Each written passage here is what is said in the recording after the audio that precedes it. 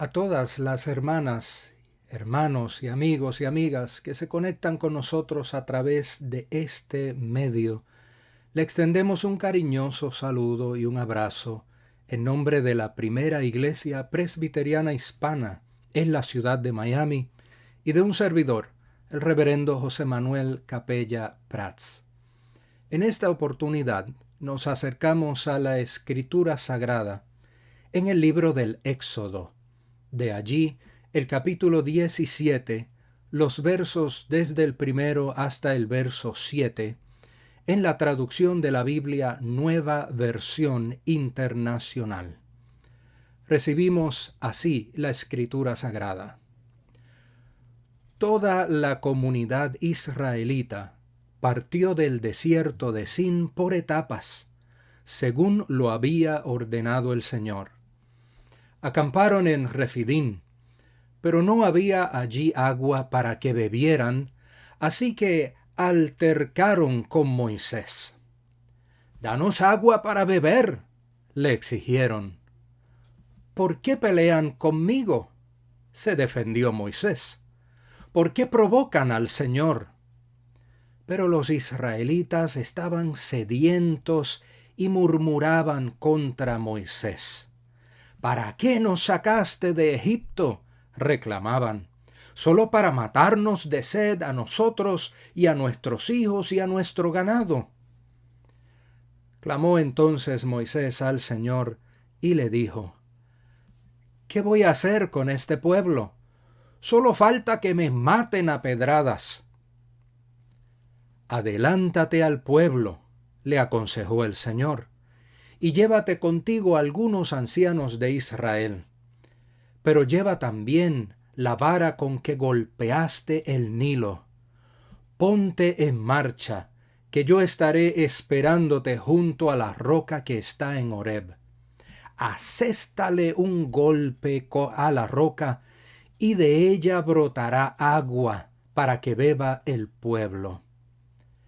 Así lo hizo Moisés, a la vista de los ancianos de Israel. Además, a ese lugar lo llamó Masá y también Meribá, porque los israelitas habían altercado con él y provocado al Señor al decir: «¿Está o no está el Señor entre nosotros?». Palabra de Dios.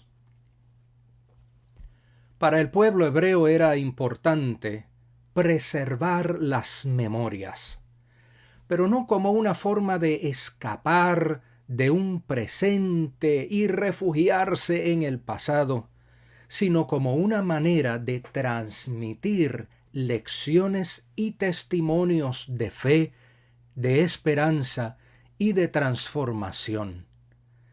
El Salmo 78 es un magnífico ejemplo de la importancia que para los hebreos tenía pasar los testimonios a nuevas generaciones y no quedarse con esas historias encerradas en las memorias de unos pocos.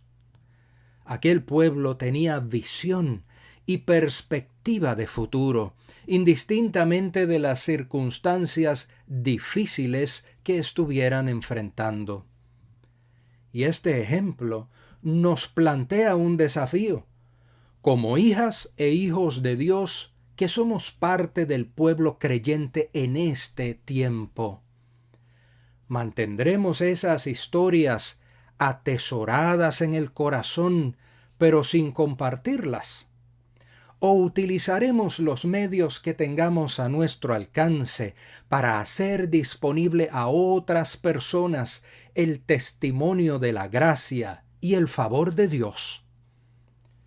El momento que enfrentamos arroja luz sobre un tipo de vivencia cristiana que por décadas hemos asumido como normativa, aquella que disfruta del mensaje del Señor, pero que no siente la responsabilidad de compartirlo.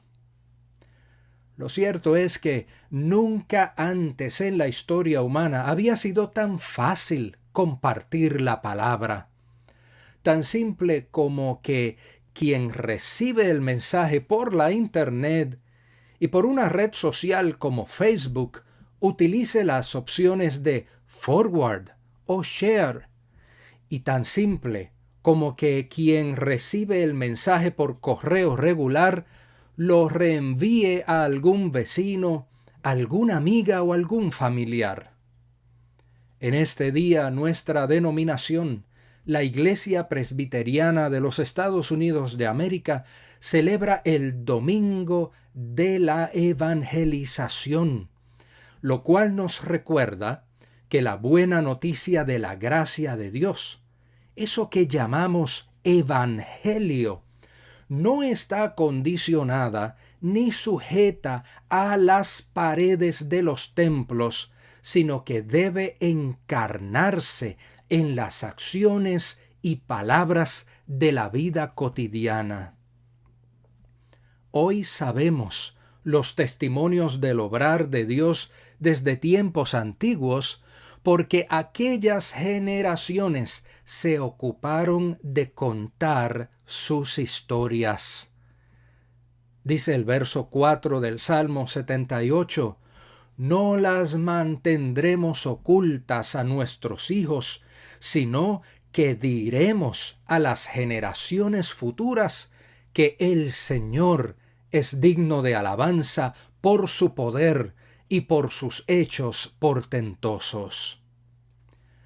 Uno de los testimonios del obrar de Dios con su pueblo a través de las generaciones lo encontramos en el capítulo 17 del Éxodo. Esta porción forma parte de lo que muchos biblistas llaman tradiciones del desierto, episodios que narran acontecimientos del pueblo hebreo en su viaje hacia la tierra prometida. La narración presenta una situación muy similar al texto de la semana pasada en el capítulo anterior. En esta ocasión se indica que el problema del pueblo era la falta de agua. Sin duda alguna, el agua es esencial para la vida humana. Por eso no debe extrañarnos la preocupación del pueblo ante su ausencia. Sin embargo, observamos que la manera del pueblo abordar la situación fue asumiendo una actitud hostil nuevamente contra Moisés y en última instancia contra Dios mismo. Y digo nuevamente, porque no era la primera vez que esto acontece, como pudimos ver en el capítulo 16. Ahora volvemos a encontrarnos con expresiones tales como altercar, pelear, provocar y murmurar. En su murmuración acusaron a Moisés de querer hacerles daño.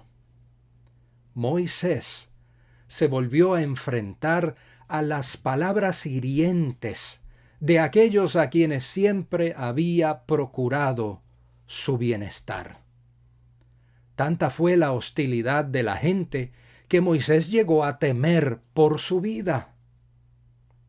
Afortunadamente, Moisés hizo lo que siempre debiéramos nosotros hacer al enfrentarnos a una situación difícil en nuestras vidas: acudir al Señor buscando su ayuda.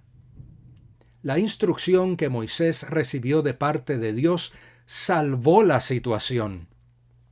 Agua abundante brotó de una roca para que el pueblo pudiera beber.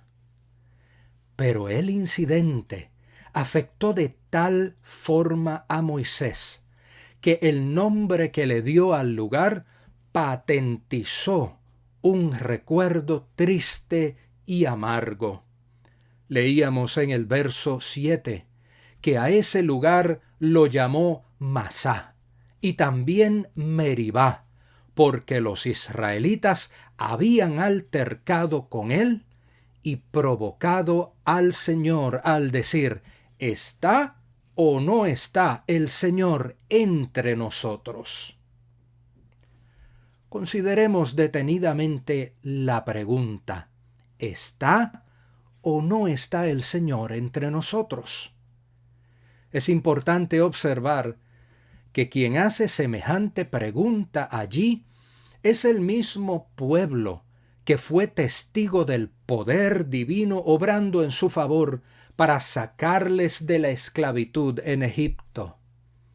Es el mismo pueblo que vio el poder de Dios partiendo el mar Rojo en dos para ponerlos a salvo del ejército egipcio. Ese es el mismo pueblo que contó con una columna de nube en el día y una columna de fuego en la noche para guiarle a través del desierto. Es el mismo pueblo que por la provisión milagrosa de Dios ha encontrado pan y ha recibido carne cada día para alimentarse. Ese pueblo que ha experimentado vez tras vez la gracia de Dios en cada tribulación, es el mismo que al enfrentar un nuevo problema pregunta: ¿está o no está el Señor entre nosotros?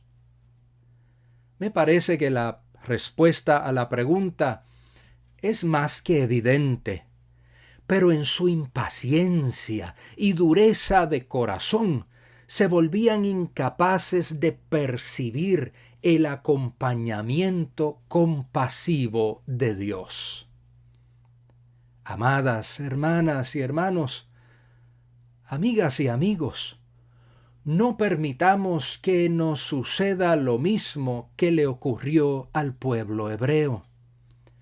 En medio de las circunstancias difíciles que enfrentamos, hagamos introspección y recordemos todas las veces que hemos recibido la ayuda de Dios. Recordemos al Dios que ha abierto las puertas que veíamos cerradas. Recordemos al Dios que nos dio paz en situaciones tormentosas. Recordemos al Dios que secó nuestras lágrimas en las noches de angustia. Recordemos al Dios que nos dio fuerzas para superar lo que creíamos era imposible. Recordemos al Dios que se encarnó en Jesucristo para transitar con nosotros el camino del dolor y experimentar en sí mismo la muerte para asegurarnos la vida que es más allá de la vida. Hermanas y hermanos, amigas y amigos, hasta aquí nos ha traído el Señor y nos seguirá acompañando a través del camino que tenemos por delante. Soli Deo Gloria. Amén.